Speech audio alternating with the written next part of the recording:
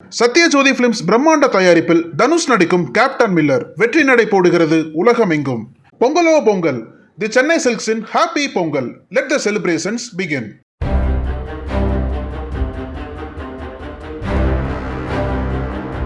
பதினஞ்சு வருஷமா இதுதான் நடக்குது.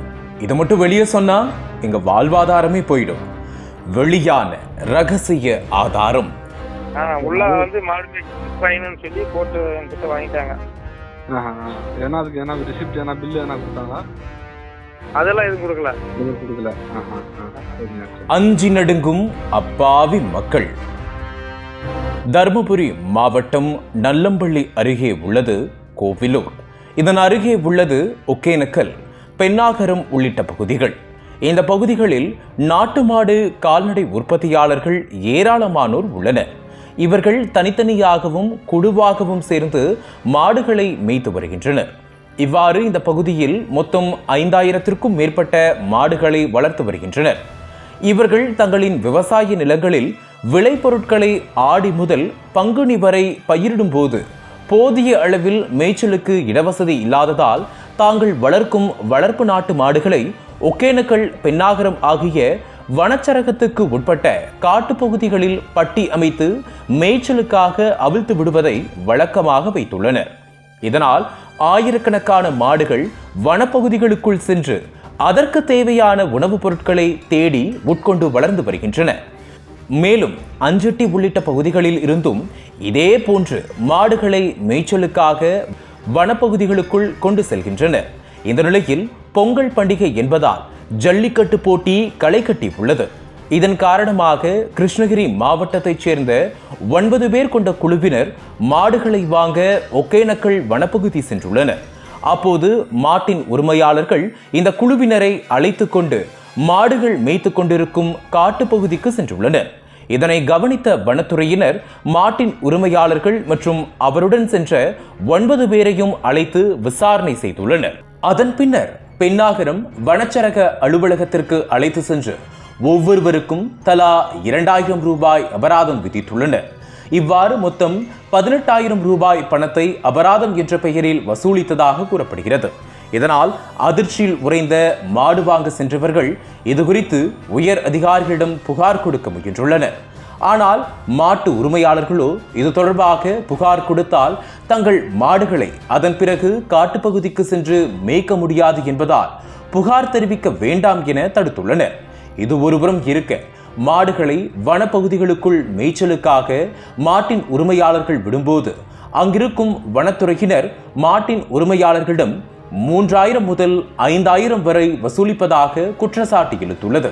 இதற்கிடையில் மாடுகளை பொங்கல் பண்டிகைக்காக காட்டுப்பகுதிகளில் இருந்து வீட்டிற்கு ஓட்டி செல்லும் முதியவர் ஒருவரிடம் வனத்துறையினர் 3000 ரூபாய் வசூல் செய்ததாக அவரே கூறுகின்ற வீடியோ ஒன்று வெளியாகி அதிர்ச்சியை ஏற்படுத்தியுள்ளது. இதுபோன்ற பல்வேறு குற்றச்சாட்டுகள் வனச்சரகர்கள் மீது எழுந்து வந்த நிலையில் அந்த பகுதியில் உள்ள மாட்டின் உரிமையாளர்களிடம் தொடர்பு கொண்டு பேசிய போது, இது நேற்றுக்கு இன்னைக்கு நடக்கிறது இல்லைங்க, தொடர்ந்து இப்படிதான் நடக்குது என மனவேதனையோடு தெரிவித்துள்ளனர். மேலும் இந்த பகுதியில் உள்ளவர்கள் தங்களின் வாழ்வாதாரத்திற்காக மாடு வளர்ப்பதை மட்டுமே பிரதான தொழிலாக செய்து வருவதாகவும், இவ்வாறு மாடு வளர்க்கும் ஒவ்வொருவருக்கும் சுமார் 50 முதல் 100 வரையிலான மாடுகளை சராசரியாக வைத்துள்ளதாகவும், இப்படி சுமார் 5000த்திற்கும் மேற்பட்ட மாடுகள் இந்த பகுதியில் உள்ளது எனவும் கூறுகின்றனர். இவ்வாறு மாடுகளை வைத்திருக்கும் உரிமையாளர்கள் அதனை மேய்க்க சென்றால் தொடர்ந்து தங்களிடம் பணம் கேட்டு மிரட்டுவதாகவும், இல்லை என்றால் மாடுகளையோ அல்லது அதன் கன்றுகளையோ பிடித்து கட்டி வைத்து பணம் கேட்பதாகவும் கூறுகின்றனர். ஆனாலும் இது குறித்து புகார் கொடுக்கவோ பத்திரிகையாளர்களிடம் தெரிவிக்கவோ அச்சமடையும் மக்கள், ஒருவேளை புகார் கொடுத்தால் தங்களது மாடுகளை மேலும் தொடர்ந்து வளர்க்க சிரமம் ஏற்படும் என அச்சம் தெரிவித்துள்ளனர். அதனால் தங்களுக்கும் தங்களின் கால்நடைகளுக்கும் எந்த ஒரு பிரச்சனையும் ஏற்படாமல் கால்நடைகளை வனப்பகுதியில் மேய்க்க வழிவகை செய்ய வேண்டும் என்றும் கோரிக்கை வைத்துள்ளனர். மேலும் ஒகேனக்கல் வனச்சரக அலுவலர் ராஜ்குமார் கடந்த 15 வருடங்களாக தன்னுடைய செல்வாக்கை பயன்படுத்தி ஒரே மாவட்டத்தில் பணியில் இருந்து வருவதாகவும், இதனால் அவரை எதிர்த்து தங்களால் ஒன்றும் செய்ய முடியவில்லை எனவும் கூறுகின்றனர். அது மட்டுமல்லாமல் ஒகேனக்கல் பகுதியில் உள்ள ரைட்டர், வனவர், வன அலுவலர், வனச்சரக ஊழியர்கள் உள்ளிட்டோர்களும் இதுபோன்ற செயல்களில் ஈடுபடுவதாகவும் குற்றம் சாட்டுகின்றனர். இது தொடர்பான ஆடியோக்கள் தற்போது சமூக வலைதளங்களில் பரவி வருகிறது. ஹலோ ஹலோ அண்ணா வணக்கண்ணா. வணக்கம் வணக்கம் சொல்லுங்க. வணக்கம், நான் ரிப்போர்ட்டர் பேசுறேண்ணா. அண்ணா ஒன்றும் இல்லைண்ணா, நீங்கள் எத்தனை மாடு வச்சுருக்கீங்க? ஒரு சின்ன டவுட்ண்ணா, வேற ஒன்றும் இல்லை. மாடுக்கு நம்மளுக்கு 100 நாளைக்கு இருக்கோம். அப்படிங்களா? சரிண்ணா சரிண்ணா. இப்போ அந்த காட்டு பகுதியில் வந்து மாடுகளை வந்து உள்ள மேய்ச்சலுக்கு அனுப்புறீங்களா? ஆமா. அது ஆனால் வந்து காசு என்ன கேட்கறாண்ணா? என்னண்ணா யாருங்கண்ணா? காசு கேட்டுதான் இப்ப எல்லாம் பிரச்சனை பண்ணி இப்ப 20,000 ரூபாய் காசு கொடு, 30,000 40,000 கேட்டு இல்லையா? யாருண்ணா கேட்கறது அப்படி? என்கிட்டே கேட்டாங்க 5 லட்சம் ரூபாய் கொடுத்தாதான் கணக்கு விட்டுவான். அதான் எத்தனை லட்சம் ரூபா? 5 லட்சம் ரூபாய். 5 லட்ச ரூபா கேட்கறாருங்களா? 5 லட்சம் ரூபாய் தான் கணக்கு சொன்னாங்க. அப்புறம் 10,000 கேட்டாங்க, எதுவும் கொடுக்கல. அப்புறம் 10,000 வாங்கிட்டாங்க அப்படியா. இப்போ காசை வந்து அவங்க மிரட்டி வாங்குறாங்களா இல்ல? ஆமா, மிரட்டி தான் வாங்குறாங்க. விட்டா காசு கொடுத்தா கணக்கு விட்டுவான், இல்லைன்னா கணக்கு விட மாட்டேன்னாங்க. அப்புறம் இல்லைன்னா ஆளுக்கு வண்டி பிடிங்கி வச்சுக்கிறாங்க. வண்டியில போறாங்க இல்லையாங்க? ஆமாமா. வண்டியில பிடிங்கி வச்சுக்கின்னு அப்புறம் விடுதலன்றாங்க. வண்டியை விடுறதுங்க. இப்போ உங்கள்ட்ட எத்தனை மாடு இருக்கும்?